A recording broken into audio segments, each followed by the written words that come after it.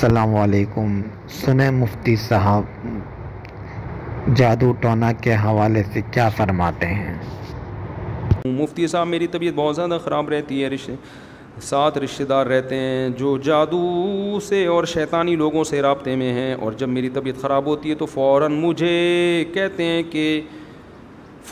کہتے ہیں جیسے غیب سے ان کو خبر آئی ہو. دعائیں وظائف بھی پڑھتی ہوں مگر حالت خرابی چل رہی کافی سالوں سے، اس لیے شادی بھی نہیں ہوئی، عمر بھی کافی ہو گئی. شیطانی لوگوں کے ساتھ رہنا مجبوری ہے کیونکہ علیحدہ گھر کی فکر نہیں کسی کو. میرے دین دنیا خسارے میں ہے اور بھائی کو کچھ کھلا دیتے ہیں کہ وہ مجھ سے جھگڑتا اور ظلم کرتا ہے. بہت پریشان ہوں. گھر والے کہتے ہیں کہ تم دعائیں نہیں پڑھتی اس لیے پریشان ہو، کوئی حل بتا دیں اور پڑھنے کے لیے خاص معمولات بتا دیں. آپ کے گھر والے چونکہ جادو ٹونے اور ٹوٹکے میں اور عاملوں میں لگے رہتے ہیں اس لیے گھر میں پریشانیاں آ رہی ہیں. جب تک گھر کا ہر فرد ان عاملوں اور روحانی ٹوپی ڈراموں سے توبہ نہیں کرے گا اس وقت تک گھر کے حالات ٹھیک نہیں ہوں.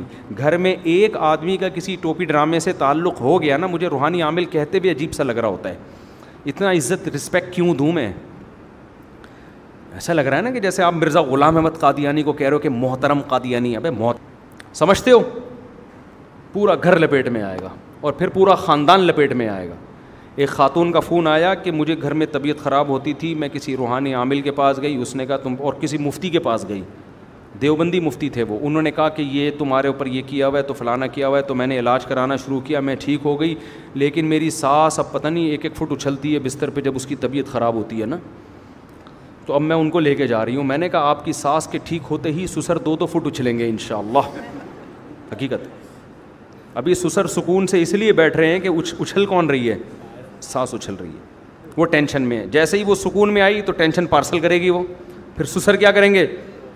وہ اچھلیں گے 4-4 فٹ. سسر کے ٹھیک ہونے سے پہلے گھر میں کوئی اور پھر خاندان کا 6-6 فٹ اچھلے گا. میں نے کہا اب آپ اپنا خاندانی نام رکھ لیں اچھل کودوی.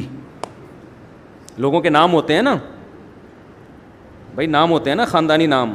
تو اب یہ اچھل کود قیامت تک کے لیے آپ کے خاندان میں چلے گی کیونکہ آپ کا تعلق ہو گیا روحانی عامل سے، جن چڑیل بھوت اتارنے والے سے. اب زندگی بھر کے لیے ان جھمیلوں میں آپ نے دیکھا ہوگا کچھ لوگوں کے انگوٹھے پہ دھاگا بندھا ہوا ہے، کچھ کے یہاں بندھا ہوا ہے، یہاں کچھ باندھا ہوا ہے، ادھر کچھ باندھا گیا ہے. وہ فلیتے پلیتے زندگی بھر کی ان کی کیا ہے؟ ٹینشن. وہ فلیتے نکلتے بھی نہیں ہیں. اصل میں لفظ ہے فتیلہ. فتیل کہتے ہیں دھاگے کو نا، یہ بڑا مہذب لفظ ہے. تو ہمارے حضرت اس کو بگاڑ کے پڑھتے تھے فلیتا تاکہ اس کی نفرت لوگوں کے دل میں بیٹھے. فتیل نہیں کہتے تھے، فلیتا. پھر حضرت نے اس کو بنا دیا پلیتا. کہا کہ اس کی جتنی انسلٹ کرو اتنا اچھا ہے. تو فلیتے پلیتے بندے ہوئے ہوتے ہیں، یہاں دھاگا ایک، ادھر دھاگا ایک، ادھر نکالو پتہ نہیں، ادھر کوئی تعویذ، ادھر دھاگے. پھر وہ یہ جو آدمی ایک دفعہ ان چکروں میں پڑا زندگی اس کی ہمیشہ کے لیے ہوئی برباد. ایک دفعہ نا ان کو جھٹک دو ایسے کر کے، بولے اے اللہ میں بیمار ہو جاؤں، ٹھیک ہو جاؤں، جن آئیں، چڑیل آئیں، بھوت آئیں، جادو آئے، ٹونا آئے، میں نے روحانی عاملوں کے پاس نہیں جانا.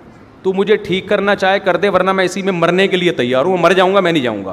جب تک یہ جذبہ نہیں ہوگا آپ کی جان ان چڑیل اور بھوتوں اور جادو سے نہیں چھوٹے گی، یہ بتا دوں میں. اور سنت جو رقیہ ہے، سورہ فلق سورہ ناس پڑھ کے رات کو دم کیا کرو اپنے اوپر. آیت الکرسی پڑھو. بہت زیادہ آپ نے علاج کرانا ہے، مسجد کے امام کے پاس چلے جاؤ. امام صاحب آپ 5 وقت کے نمازی ہیں، ہم سے اچھے ہی ہوں گے آپ، تو آپ آیت الکرسی پڑھ کے ہم پہ دم کر دیں بس. سمجھ میں آ رہی ہے بات؟ لیکن اگر امام کا کام ہی ہے یہ روحانی ٹوپی ڈرامہ ہے تو پھر نہ جاؤ اس کے پاس. کام یہ نہ ہو پھر کر لو آپ. بھائی دم تو کوئی بھی کر سکتا ہے نا، تو اس کے پاس چلے جاؤ. رقیہ آیت الکرسی پڑھ لے، سورہ فاتحہ پڑھ. اس سے آگے اگر آپ بڑھے تو چاہے دیوبندیوں کے باپ کا خلیفہ ہو، چاہے تبلیغی جماعت میں ریون میں بیٹھتا ہو، چاہے اہل حدیث ہو، چاہے بریلوی ہو. میں ممبر پہ اتنی بڑی بات کر رہا ہوں لیکن لوگوں کو سمجھ میں مخالفت مول رہا ہوں. میرے خلاف ہو رہے ہیں کہ اتنے کانفیڈنس کے ساتھ تم ایسے لپیٹ دیتے ہو. تو کچھ ہے تو لپیٹ رہا ہوں نا اتنے کانفیڈنس کے ساتھ. یہ میرا کیوں نہیں بگاڑتے روحانی ٹوپی ڈرامے؟ 2-4 چڑیلیں بھیج دینا یار، 2-4 بھوت بھیج دیں ہمارے اوپر بھی. یہ 20 سال سے میں چیلنج کر رہا ہوں، ان دلوں میں تیل نہیں ہے. اور یہ حیران ہوتے ہیں یار یہ اتنے کانفیڈنس کے ساتھ ہماری پول پٹیاں کھولتا کیسے؟ اس کو بتایا کس نے؟ صحیح ہے نا. آپ تو سوچ رہے ہو کہ یار یہ مفتی صاحب مخالفت میں مبالغہ کر رہے ہیں. روحانی عامل کہتے ہیں یار ایک بندہ ہے جس کو ہمارے اندر کا کیسے پتہ چل گیا. تو یہ اندر سے ہو رہے ہوتے ہیں یار اس بندہ یہ جو کہہ رہے ہیں ہم ہیں واقعی ہم سچی مچی کے ایسے ہی ہیں, کچھ بھی نہیں ہے ہمارے پاس. کہتے ہیں نا علوم ہے علوم, جس کے پاس کوئی علم نہیں ہوتا نا اس کو علوم کہا جاتا ہے, علوم کے سمندر. اس کا مطلب کچھ بھی نہیں ہے, پتہ نہیں کیا علوم ہے, کدھر بیٹھ کے تو نے کون سی یونیورسٹی میں کون سا سلیبس کہاں سے سینہ بسینہ چلا ہے, ٹوپی ڈرامہ A to Z فضول.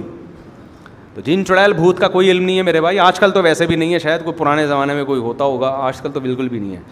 تو اس لیے سیدھا سیدھا بیٹھ کے نا رقیہ وقیہ بس یہ سورہ فلق سورہ ناس یہ کر لیا کرو, آیت الکرسی. مسجد کو نیک آدمی سے دم کا زیادہ فائدہ ہوتا ہے, جنات اس سے ڈرتے ہیں. ہم تو نیک بھی نہیں ہیں, مشہور ہیں, نیک مشہور ہو گئے نا, تو جنات میں بھی انسان مشہور ہو جاتا ہے.